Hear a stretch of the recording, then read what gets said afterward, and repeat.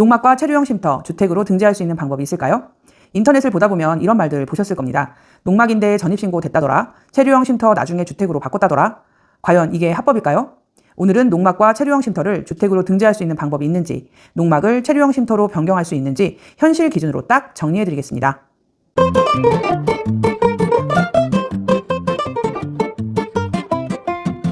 안녕하세요. 산촌의 내 집 짓기 김혜정입니다. 우선 제 영상을 시청해주시는 구독자님들 감사합니다. 지난번 올린 영상에 궁금한 점 댓글로 남겨주셔서 이번 영상은 그 궁금증을 해결해드리려고 합니다. 결론부터 말씀드리면 농막과 체류형 쉼터를 주택으로 등재 변경하는 방법은 없습니다.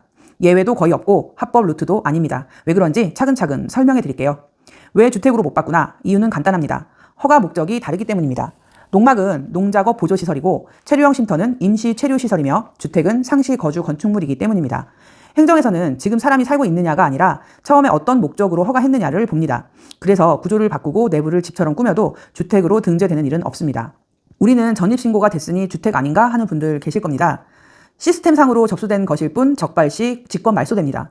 전입신고가 된 것처럼 보이는 이유는 토지 자체 주소는 존재하기 때문입니다. 저 역시 농막에 주소를 부여받았고 각종 우편물과 공과금 청구서까지 받았지만 그건 농막의 주소가 아니라 토지의 주소였습니다. 또 주민센터 전입신고는 보통 신고인 자기신고 방식이고 담당 공무원이 현장 확인을 매번 하지 않기 때문에 주소만 입력되면 시스템상 접수되는 경우가 발생합니다. 그래서 농막이나 체류형 쉼터라도 전입이 접수되는 경우가 있습니다. 하지만 이건 합법 인정이 아닙니다. 농막과 체류형 쉼터는 건축물 대장상 주택이 아니므로 전입 요건을 충족하지 못합니다. 단 체류형 쉼터는 주소를 부여받을 수 있습니다. 체류형 쉼터는 정식 허가 신고 대상으로 건축물 대장에 등재됩니다.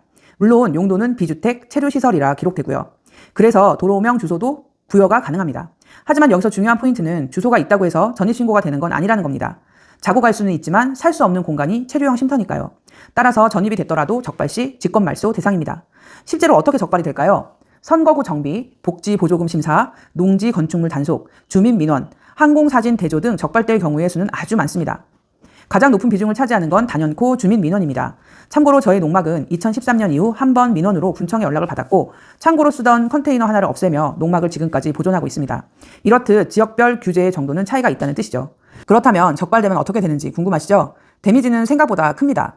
주민등록 직권 말소, 과태료, 각종 보조금 지원금 환수, 건축법, 농지법 위반 조사로 확대될 가능성 등이 있고 특히 기농 농업인 혜택과 연결되면 리스크가 큽니다. 이쯤에서 전입신고 후 그럼 끝까지 안 들키면 괜찮은 거 아닌가요? 하는 의문 생기실 텐데요. 절대 안전은 없다는 겁니다. 전입신고는 신고 순간보다 유지 기간 동안 계속 검증됩니다. 몇 달, 몇 년 뒤라도 문제되면 소급 정리된다는 겁니다. 그럼 합법적인 방법은 없는 걸까요? 방법은 딱 하나입니다. 처음부터 주택으로 허가받는 것. 농막이나 체류형 쉼터를 주택으로 바꾸는 게 아니라 주택을 새로 허가해야 합니다. 농막을 체류형 쉼터로 바꾸는 것 또한 쉽지 않다는 얘기죠. 그래서 지자체별 움직임이 있는 거고요. 지금은 농막을 체류형 쉼터로 변경 신고가 불가능하지만 움직임이 있으니 가능해지는 날도 오지 않을까 싶습니다. 귀농 기촌을 꿈꾸는 분들에게 농막이나 체류형 쉼터 먼저 추천하는 이유는 삶의 터전을 옮겨오는 일에 있어 신중해야 하기에 농촌에서의 경험을 권하는 겁니다. 적은 비용으로 농막이나 체류형 쉼터 생활을 해본 뒤 정말 귀농 기촌할지 결정하라는 거죠. 그때 세컨하우스를 짓던 살 집을 짓던 하는 게 순서라는 거죠. 가장 흔한 실패 패턴은 일단 농막이나 쉼터를 멋지게 지어놓고 폼나게 살아보자 하는 분들입니다. 초기 투자비를 어마어마하게 들이고 얼마 버티지 못한 채 손해보고 떠나는 경우가 흔하니까요. 저의 경우 농막을 짓고 8년간 주말을 이곳에서 보냈고 기촌에 자신감을 얻어 완전 이주를 결정한 뒤 농막 뒤쪽에 집을 지었습니다. 오랜 농막살이 경험을 토대로 꿈에 그리던 집을 지었고요. 농막을 지을지 체류형 쉼터를 지을지 아니면 집을 지을지 선택은 여러분의 몫입니다. 저는 그 선택 기준을 정리해드리는 거고요.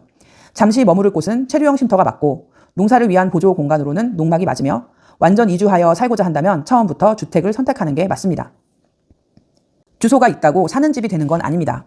귀촌이나 5도 이촌을 준비하신다면 주소와 전입신고 문제는 건물 짓기 전에 반드시 확인해야 합니다. 또한 농막과 체류형 쉼터는 주택이 아닙니다. 주택으로 등재 변경하는 방법이 없고 주택은 처음부터 주택으로만 가능합니다. 이 영상이 여러분의 돈과 시간을 지켜주는 기준이 되길 바랍니다. 오늘 이야기는 여기까지입니다. 2억으로 내 집 짓기, 전원의 내 집 짓기에 도움 필요하시면 아래 고정 댓글에 달린 링크를 클릭하세요. 실제 상황에 맞는 조언이 필요하신 분들도 언제든지 편하게 문의 주세요. 꿈에 그리던 내 집을 갖게 되는 그날까지 여러분 모두 파이팅입니다.